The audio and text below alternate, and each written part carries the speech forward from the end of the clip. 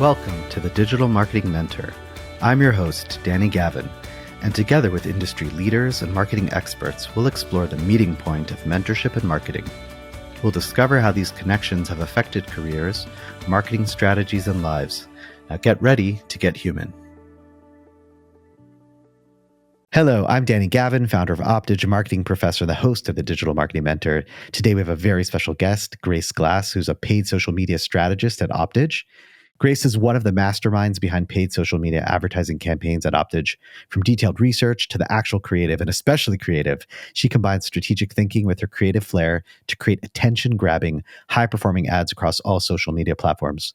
Grace has a master's in marketing, plus certifications in digital marketing analytics, and brand management. And what's even more special and really cool is Grace is one of the people who helped design the paid social media courses, both at the University of Houston and at Odeo. So Grace is here with us today to discuss paid social advertising. Grace, how are you? I'm doing great. How are you doing today, Danny? I'm doing really well. Good. All right. So let's jump right in. I know this is starting from the beginning, but what is paid social? Paid social is all the little ads that come across your screen as you're scrolling all the different paid social platforms that exist out there. Your TikToks, your Instagrams, Facebooks, all of it. And it includes WhatsApp, actually. A lot of people don't realize that. Interesting. And so obviously these social media platforms have advertisements, and I assume that's the way a lot of them make money, correct? Yes. So how does it differ from organic social media marketing when we say paid social media versus organic social media? Oh, I love this one. Okay, so organic social media is all the posts that brands make that are curated and beautiful on their Instagram feeds or on their Facebook pages. And it also involves a really heavy amount of interacting with customers. So basically customer service, where if somebody has a problem with your product or your service, the first thing they're going to do is message you on Instagram or Twitter or something. And so the organic social people have this really unique balance of 50% marketing and 50% customer service. They are the unsung heroes of the digital marketing world, 100%. And then on the paid side, it's a lot more about managing overarching campaigns that are driving toward a very specific result. So for example, really trying to push one particular sale or one particular product that's debuting, and all of the money and the focus and the resources are going to marshal behind that. And it really doesn't have to do with speaking on behalf of the brand to customers, and it really doesn't have anything to do with engagement or introducing yourself to new people. It's really more about those, like at least at Optidge, the way we do it, it's really a lot more about driving those hard conversions that get to the bottom line. Awesome. And one thing I would add also is in organic social media, often the reason you see certain posts are going to be based off of the algorithm and potentially tags that people are using and engagement. While with paid social, it's more about pay to play, right? So when you're actually paying for your ad to be seen, so then people will be seeing it. It's not necessarily about making sure you hit the algorithm or not. Yes, absolutely. There's a lot more trying to play the algorithm in organic than there used to be. Yeah, we know about those algorithms, especially in Google. Yeah. So why do you think nowadays paid social is such an important part of a digital marketing strategy and technically just a marketing strategy in general? First of all, there's only so far that your organic social can take you these days. In the old days, like a long time ago, maybe 10, 15 years ago, you used to post and everybody who was following you would probably see your post. And maybe the people who were following them might see if they engaged with it, and it could spread really naturally, really well on, say, a Facebook or an Instagram. But these days, Meta really wants you to pay for that. Everybody wants you to pay for that reach. And so if you post on organic social, it might not reach anybody. It might not even reach the people who are following you. And so just to reach the people who are already your customers, let alone people who aren't your customers yet, you're going to need to pay up just a little bit, just a little to get out there. And then as it pertains to Google or like an organic or paid Google strategy, I would say that Google is great for people who already know they have a problem, and maybe they even already know about your solution to their problem. But if they aren't aware that they have the problem yet, which is kind of a funny idea, but imagine like they may not realize that their windows are so thin that they let all the cold in and that there are better windows out there. Like they just may not know the options out there. They're not going to know to go out searching for a solution to that problem. And so sometimes it's nice to be able to slide in wherever they're spending their time and attention, whether it's Instagram or TikTok, and just say, hey, did you know that there are better windows out there and your electricity bills could be lower and you could be more comfortable? So you mentioned Meta, which these days Meta, means Facebook and Instagram. Why, when approaching paid social, would we focus primarily, or at least in the beginning, on Meta? We always think of Meta as the first stop shop for paid social at Optidge. And that's because it may not have everybody in the world on Facebook or Instagram, but every type of customer is going to be on Facebook or Instagram, broadly speaking, whether you're trying to reach like moms or small business owners, or maybe you're trying to reach, people with master's degrees who are looking for, something for their job, like a business to business application that they need to make their jobs better. You're going to find everybody on one of those two platforms, or every type of persona on one of those two platforms. And so it's a great base to start with. And then from there, you can branch out to other platforms where things kind of niche out a little bit more. Maybe on Nextdoor, you're looking for homeowners, and maybe on LinkedIn, you're looking for somebody with a certain job title. But everybody also has an Instagram account or a Facebook account. You're going to find them there too. So when you're working with a limited budget, it really helps to have one place where you can start. And often, especially at Optidge, we work with a lot of companies that, these aren't the companies that are spending $1 billion in digital marketing a year, but it's feel very specific budgets, and therefore it makes sense to start there first. Exactly. A little bit earlier, you mentioned that the way we approach paid social is usually like we have a goal in mind, a very specific point. So what are some of the goals that businesses try to achieve with paid social? You can do anything with paid social. That's one of the beautiful parts about it.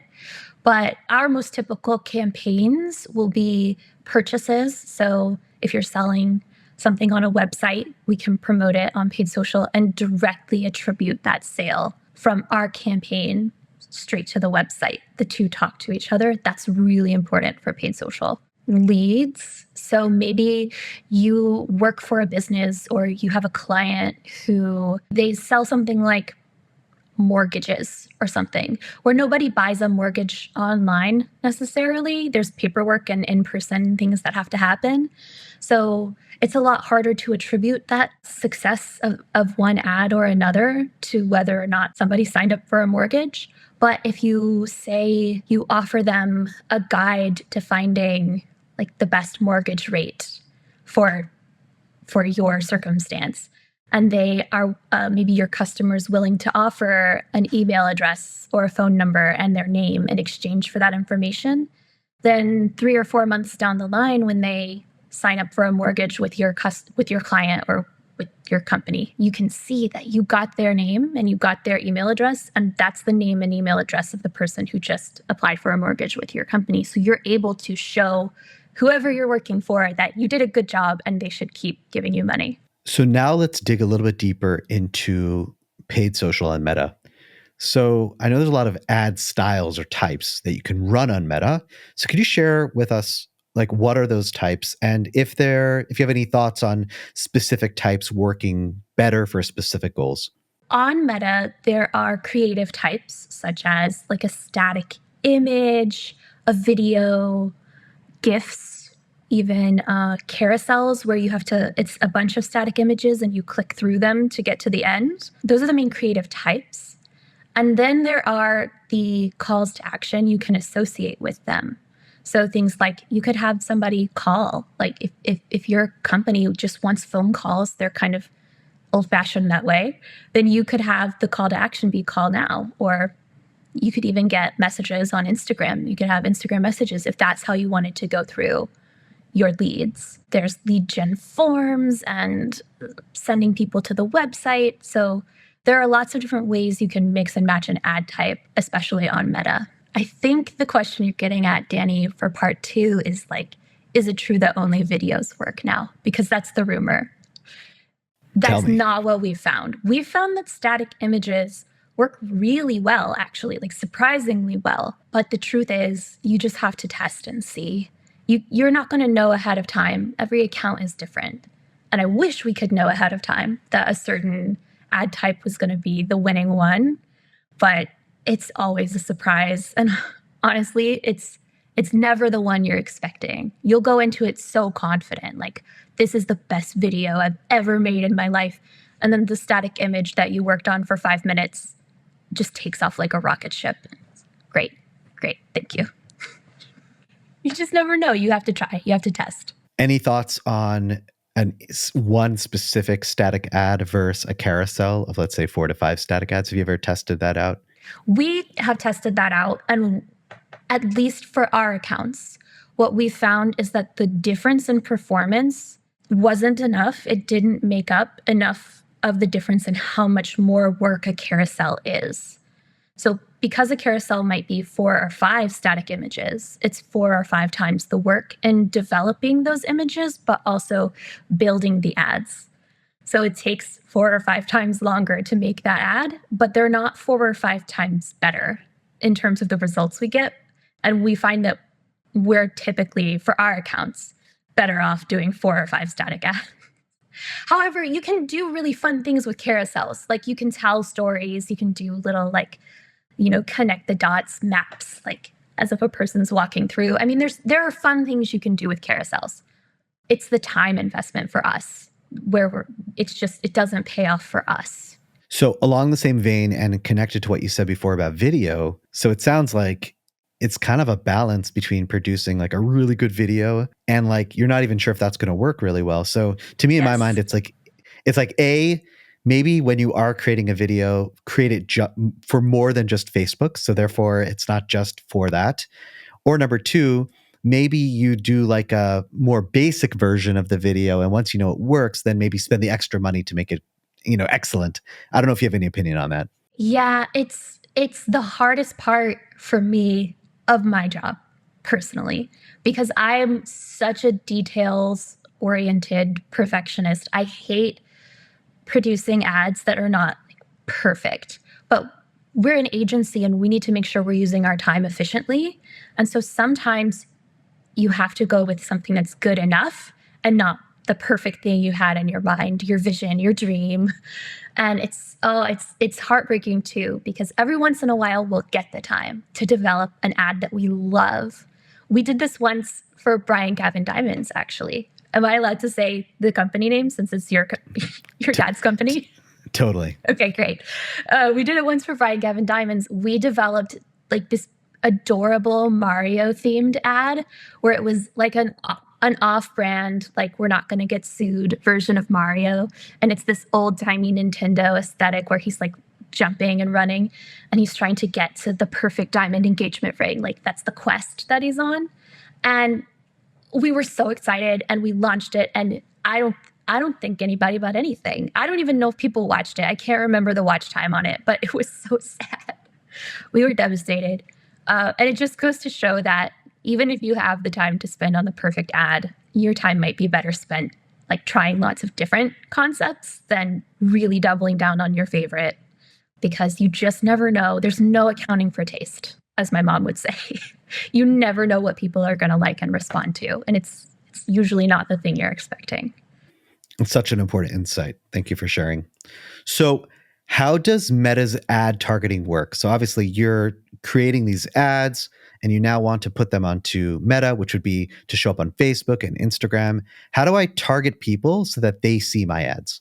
Hopefully you've done a little bit of introspection ahead of time and you know who you're trying to reach. I think that's the most important thing. And then the next thing is you'll go into the ads manager and you'll open up their tool, what's it called? Audience research tool? Yeah. And is this easier with a visual? Like, We could always add in a visual afterwards. okay. Okay.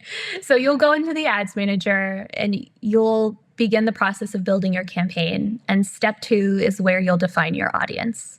And in there, you'll be able to search for different demographics like parents or people who are single or certain age groups, things like that. You'll also be able to search for interests. So people who are interested in dogs or people who really like baked goods, things that could apply to what you're trying to promote. And you'll also be able to choose regions. So let's say you are working for a business that is really local and they really only service a 10-mile radius around their location.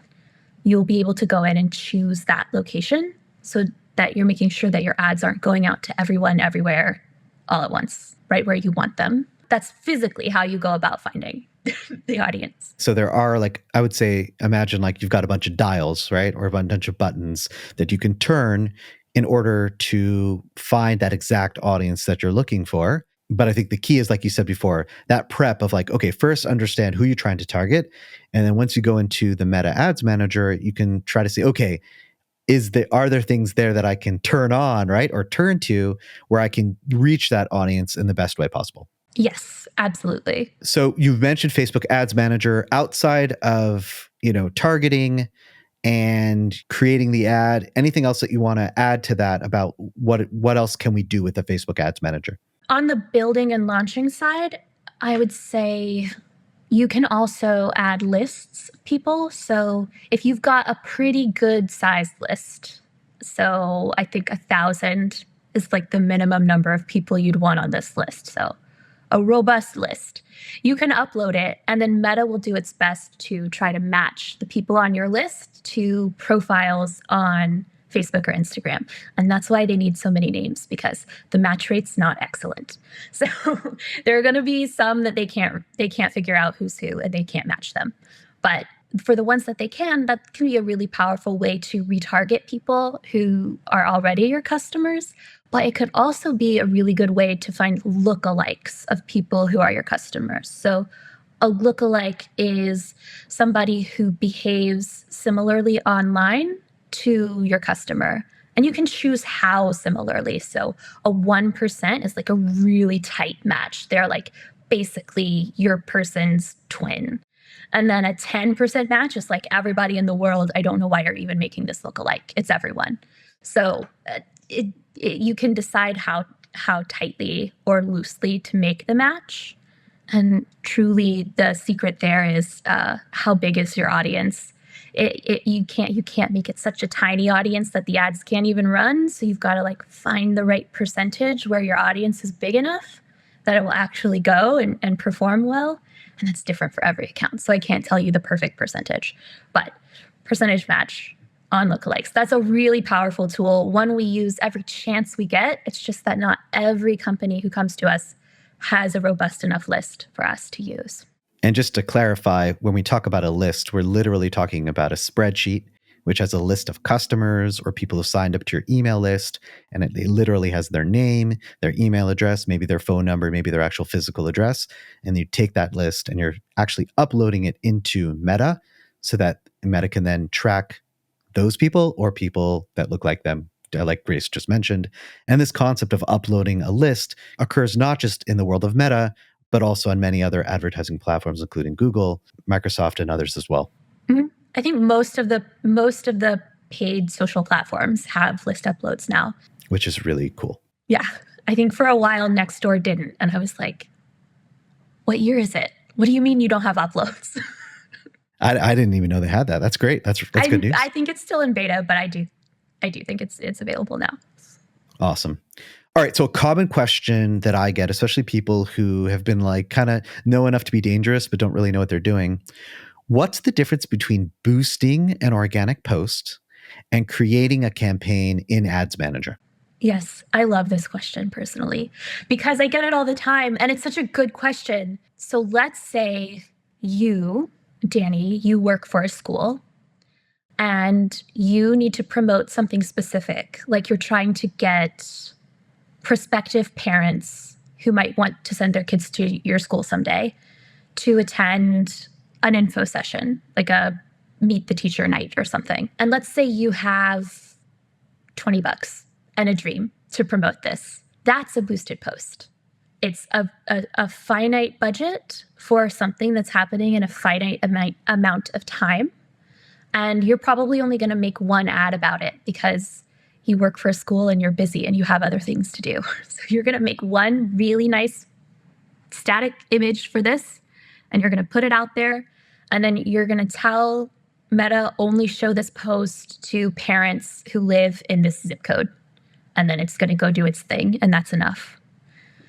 Now, let's say you worked for the school and you were trying to drive enrollment, like the bottom of funnel thing that earns your school money. People are enrolling. And so you've got a good budget for this. Let's say, I don't know, $3,000 a month or something. You're a school. We're going to keep it modest, but it's still a good budget. $3,000 a month, and it's ongoing. Maybe you turn it off in the summer because no one's enrolling in school in the summer. It's already too late. But other than that, it's ongoing. And you're going to be making lots of different kinds of ads. You're going to have some video testimonials of parents who are really happy with their kids at your school. And you're going to have static images. Maybe you'll have like a guide, like this is how you can make sure your kid ends up at the best possible school. And it just happens to be published by your school. So maybe it's going to suggest your school at the end. So you're going to have different types of ads going for a long period of time with a good amount of budget. Once you get into that territory, what you're going to need on your end is the ability to compare results. You need to know how this ad is performing compared to that ad, how this audience is performing compared to that audience. You're going to need to be able to make optimization decisions about how to get the most out of the money that you're spending. And you need to report it to whoever you're reporting to prove that you're doing a good job and that they should be proud of you. And so you're going to want the ads manager, and you're going to want a full campaign to take care of all of that. It's really about how much you're able to view at a bird's eye level to make decisions about ongoing campaigns and for reporting purposes. Super. That's a really detailed answer. I really appreciate it. So we've already spoke about some of the essential steps to creating a successful paid social campaign. We spoke about setting the goals, our audience targeting. Now let's talk about the other two ingredients in that recipe, which will be budget allocation and ad creative. So when it comes to budget allocation, which plainly means you have a certain amount of money that you want to spend on your ad campaign, how do you set that budget on Meta? And what sort of is the thought and strategy that you should have? Because sometimes there's daily budgets, there's lifetime budgets, there's setting that budget at like a campaign level, setting it potentially at the ad set level or like sort of the audience level. So if we could get into that, that'd be great. I think first of all, you need to know yourself, and you need to know your business or the business you're working for. If this is your number one job, as it is for us, our number one job is to do this for our clients. We don't set campaign level budgets and we don't set lifetime budgets, because at a campaign level, we're saying, here you go, paid social platform, whichever one it may be. You decide how to spend the money. You're smarter than me. You figure it out. Like, you know more than I do about what's going on in this, and we're going to trust you to spend this in the way that's going to get us the most results. And that can be really great if you're not in the weeds all the time, getting really into the data and making optimizations for yourself. Because in that case, it's true, like Meta would know more about what's going on in your campaigns than you do, or I said Meta, but any platform would know more than you do. And so you could trust them to make some decisions on your behalf about how to spend your money. The same with lifetime versus daily budgets. You could say, look, I have $10,000 to spend in a year, and I don't know what to do exactly, how to break it up. I don't know which audiences need that money, or like, I'm just letting it go. And you could put it into the lifetime budget and it will not overspend. It may spend a ton of money in June and barely any in July, but that's none of your business. That's not your problem anymore. You're leaving that up to the platform.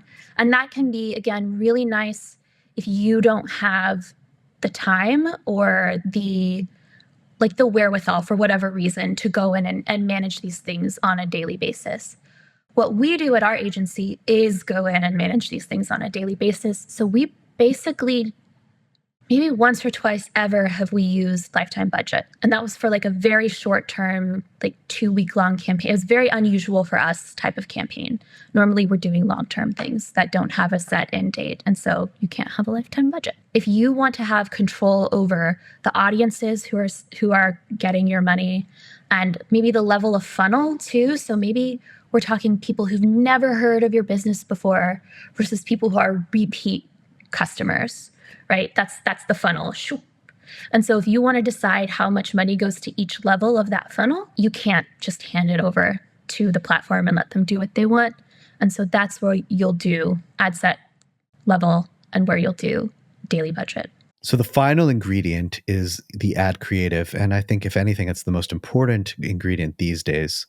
So actually tell us, Grace, how important is creative? And when we say creative, we mean the images, the videos, the actual copy in paid social campaigns. I have a bias. Because creative is what I do at Optidge. But also, I mean, I think, when you were interviewing me to hire me like 4 years ago now, the thing I said in my interview was, hey, you know what I'm going to bring to this department? Creative strategy, because it's very important. It's like the most important thing. And that was years ago. So if you ask me, creative is the most important thing. But I'll also back this up with someone else's opinion, and that would be Meta, like itself. If you take the way that Meta is structuring its campaign development scheme now, if you will, it's heavily emphasizing ads and de-emphasizing your audience targeting and your ad copy. Like sometimes it won't even show your ad copy. And you might tell it, please only show my ads to people who love flowers in Pennsylvania, but it might decide it's going to show it to whoever it wants in Pennsylvania. Or maybe they went to Pennsylvania recently. It's going to decide for itself who it shows your ad to. There's a lot less control than there used to be on those factors. The thing that we still have control over for now, and I say for now because they are introducing a lot of AI features that are getting harder and harder to turn off. For now, we still have control over how the ads look. And how the ads look determines if your potential customer stops what they're doing in the middle of their day, scrolling through recipes or cute pictures of their nieces and nephews, that they stop what they're doing and pay attention to you. Because that's the whole ball game when it comes to paid social ads. If you can get them to stop, you've got their attention, that's your opportunity to bring them in. If you can't even get them to stop, it's over. And I think that, often when people think about ads, they're thinking, in some ways, when they think about paid social or social media ads, there's a lot of like tech and the optimization here and there. But what you're basically saying is, yeah, there is optimization and things that we can do to make things better. But in the end of the day, the main driver and the main point that you have control of is going to be that creative. And that's why it's so important. Yes. And to be fair here, it's not that the other things don't still make a difference. We took over a campaign recently for a new client who was already running ads. They just weren't happy with the results that they were getting. And the only thing we changed in the first period of time when we started working with them, while we were getting all the other stuff ready to go, the only thing we changed was their audience targeting, because we didn't feel that their old agency was doing a good job with the audience targeting. So same creative, same everything. And we already saw a 50% reduction in the cost per result for that campaign. So It was an immediate snap, and it started performing better. So I don't mean to imply that audiences make no difference. They do. They obviously do. But I don't think that it's possible to say anymore, particularly as platforms remove your ability to dictate where your ads are showing up. I don't think it's possible to say that that's the main thing anymore. I would say creative is the main thing now. Yeah. So we have 4 ingredients, but that creative is going to be the most important or the main the main ingredient. Yeah.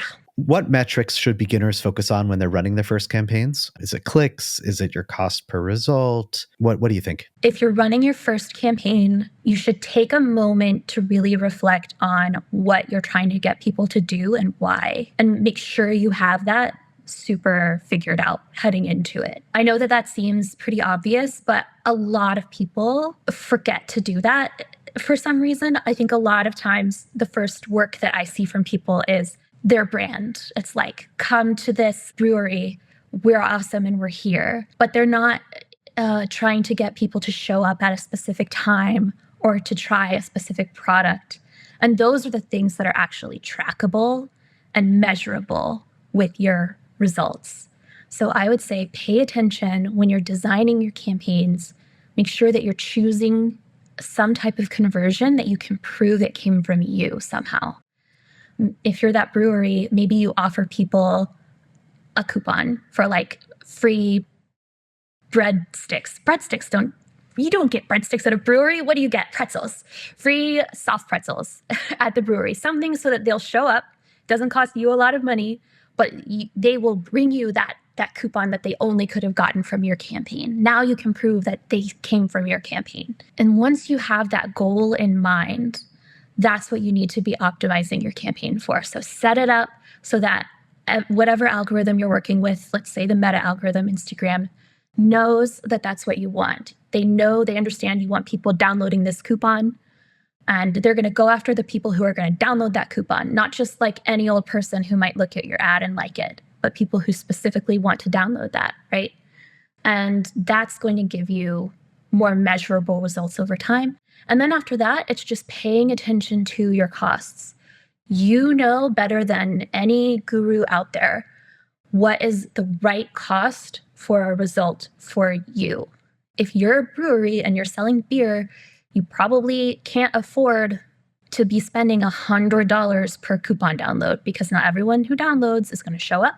Not everyone who shows up is going to become a lifetime customer. And so you have to do the math for yourself and figure out what the right costs are. And then once you know what your costs are, that's when you can begin to figure out, is this campaign working? Do I need better ads, different audiences? Is everything okay? Or is this great? Or is this terrible? That's where you can begin to figure it out. But you've got to know those core things of what am I doing and how much am I willing to spend to do it. And it's interesting because, Grace, like the way you describe it, it sounds like it's obvious that you need to set up an actual like end goal, end result. But we've seen agencies and other people who, whether it's with Facebook, Google, other platforms, where they'll literally just will look at the clicks, look at the traffic, and not even know what's happening in the end. So that's why it's important. Yeah. All the time. So really, it's really, really important just for, especially people who are first starting out, to realize that's not, those are important, like little indicators. But in the end of the day, if you don't know your final goal, how much that's costing you to actually get people to do it, then you're really, there's really no point of even advertising. Absolutely. Now, okay, there are some big brands out there. If you're a Coca-Cola or a McDonald's, right, that's different. You're playing a different game. You're playing with bazillions of dollars. You can do whatever you want. It's fine. But I'm assuming most marketers out there don't get the luxury of working for Disney, unfortunately. So we're out here actually having to work with budgets and prove that we're getting results. So yeah, that's fair. Because if your marching orders is, I just want, for $5,000, I want the most people to see this. So then if your goal is for people to see it, that's a separate thing. But yeah, like you said, most businesses that we're working with, most businesses that have a limited amount of money, they want to be able to see that measurable return on investment. Yeah. And it's not enough just to like make a physical billboard that people drive by in their car into a digital billboard on Instagram. Exactly. I think it feels good when you see website traffic. But I think a lot of times when our clients come to us and say, what we want is website traffic, we try to counsel them away from that. And we try to say, okay, but what's going to actually earn you money? Because if you're a news organization and you monetize your clicks, okay, maybe you do want a lot of traffic. Maybe that does improve your ad revenue, and that is how you pay your bills. But most of the time, the way you pay your bills is not through traffic. Most of the time, it's through something else. And so we try to guide our clients toward the something else. Yeah, interesting, because you mentioned news, but when we were actually sending traffic to a news site, and I think this was before you joined Optidge, even then it wasn't just about traffic, but it was about, let's see what are the articles that people read more of, and what are the topics, and and categories that work better. So even then it wasn't about traffic. We still looked at what they did on the website and based off of that optimized. So just a side note. Yeah, absolutely. 100%. 100%. So yes. And sometimes we have trouble. We have trouble with boards of directors not understanding and wanting traffic, and we're not giving them enough traffic. And where's their traffic? That does Agreed. happen. But we kind of stick to our guns, right? We're like, look, we're going to give you quality results here. So Grace, what should you do if your campaign isn't performing well? Panic. No, I'm kidding. No. So I always start personally at the ad level. So if I've got a campaign live and I'm looking at my numbers and the numbers just aren't working out, I mean, first of all, I look at my campaigns every day or every other day because it's my job. But your job, this may only be part of your job. So you need a cadence that works for you, right? But as long as it's regular and you're checking in, you're good to go. So if I see something's not working out, I'll start at the ad level and I'll look at the results for each individual ad that's live. And I'll say, okay, so which one of these are any of these working? Maybe some of them are, and some of them just aren't. And that's causing the overall numbers to look bad. But on an ad by ad level, it's just one or two that aren't performing. If they aren't performing, turn them off. Get some new ones. if it's all the ads, okay, yikes. Now what do we do? So I go down to another metric, a secondary KPI is what we would call that. So instead of purchases, maybe it's clicks. Like, did they click through to the website? They just haven't purchased yet, right? And so then I'll be able to see, oh, the click-through rates are great. Like, people are loving these ads. They're just not buying anything once they get to the website. That indicates that maybe there's an issue with the website. Maybe I'm sending them to the wrong place and it's not obvious enough to them how to make a purchase. Maybe what they really need is more information because it's a big purchase like a car or a diamond, right? So thinking about where you're sending them and if it makes sense. And then if the click-through rates are low, then maybe what I'm looking at is creative that's not resonating or messaging that's not resonating. And I need to try something else because they're not clicking. It's not hitting with them. That's the worst. That's the hardest thing for me to say is just try something else because you don't know what. That's where you have to go back to your research and the work that you've done building up your campaign. But yeah, you've got to go back to the drawing board and try something totally different and see how that goes. But that's why you want to be checking in on your campaigns pretty regularly so you can catch it early before it becomes an emergency. So it happens to be that paid social is it is the most award-winning part of Optidge. We've won like the paid social category like 5 years in a row at a local awards that we enter every single year. So I know we have a lot of success when it comes to paid social. Is there any specific example or case study that you like or that you're proud of that worked really well and just want to share a little bit about it? For us, the campaigns that we run that do the best at the awards are ones where somebody has a big ticket item that they're selling. And so the amount of money they're spending on an ad relative to how much money they earn when we get a sale, that difference is huge. Their return on investment is huge. And that looks really great for awards. And so, those are the campaigns that like we get the trophies for. And it's not that I'm not proud of that, but I think the campaigns I love the most are the ones where we're helping nonprofits or like smaller businesses with very minimal campaign cash, like money to go to their campaigns, have big success. To me, that's like the more fun and engaging thing because you've got to be a little creative, right? You don't have a big budget to work with. Then you get into a meeting with them and they're like, this was the best year ever. And that's so rewarding. That's my answer personally. I love that. So that confirms that even if someone has a low budget or what they're selling may not be the highest ticket item out there, yes, we can still generate results for them on paid social. Exactly. And that may never be the one that gets the trophy because, again, the trophy loves the big flashy numbers, right? But it's the one that it's a good win when you get that news that like they had their most signups ever or their most donations or something like that. That's really good. Grace, are there any common mistakes that you see beginners make when they're getting into paid social? I think I kind of covered this one a little bit already with just making sure you know exactly what your campaign's trying to do and get it done. But I will say, we talked at the beginning about how Meta is a good all-around platform, because even if every person in the world isn't on it, every type of person is, every persona is there. But you can have really good success on smaller platforms if, for example, you really know your audience is on that platform. I think I mentioned Nextdoor a couple of times now, but if you know you're looking for homeowners, like that's such a great way to get in front of them. Reddit, if you know your customers are researching and doing a lot of thinking before they make their move, that can be a great place to get in front of them. And it's less expensive because it's less competitive to show ads there. I would say give a little thought to your platform and to your customer and make sure you've got the right platform customer match for what you're trying to do. So you see people, a lot of the success lies in all the things that are actually outside of the platform, even before you jump in. And I think there's a lot of truth to that. So Grace, if someone is just starting out with paid social, they're new to digital marketing, what's the first thing that you feel like they should do? I think seeking out as much education as you can is a great way to start. Like for me, that meant getting a master's degree.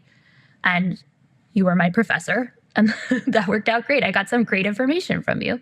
But there are other ways. There are online courses, and there are even free, like there's so many good free educational videos on YouTube.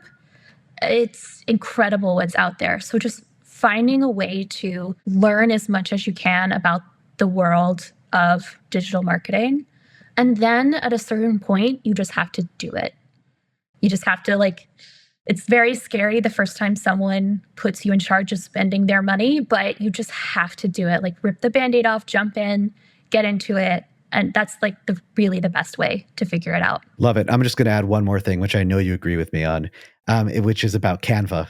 Canva is a free tool when it comes to designing and really like getting on there, just getting used to creating designs and ads.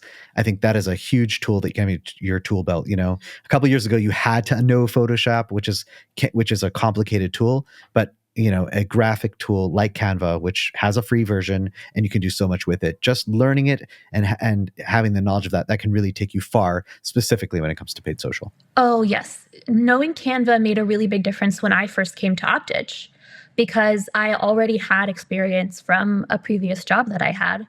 And so when I got here the first day, I was able to start designing ads just right off the bat. I didn't need any time to train up with a tool. And so if you're still looking for that first job in marketing, if you can start putting together designs, learning how to use the tool, and then you even have something you could show if you wanted to in an interview, right? You could say like, I didn't work for these companies, but I could these are the ads I would design for them if I did. Yeah, love it. Well, Grace, this has been such an awesome chat. Although it's supposed to be beginners, I think we hit beginners, but also some intermediary. we went deep. Which I love. Like, that's so cool. And that's what's so fun about digital marketing. Like, you can always go deep. There's always so much to talk about. So thanks for being a guest on the Digital Marketing Mentor. And thank you, listeners, for tuning into the Digital Marketing Mentor. We'll speak with you next time. Thank you for listening to the Digital Marketing Mentor podcast. Be sure to check us out online at thedmmentor.com and at the DM Mentor on Instagram. And don't forget to subscribe on Apple Podcasts, Spotify, or wherever you listen to your podcasts for more marketing mentor magic. See you next time.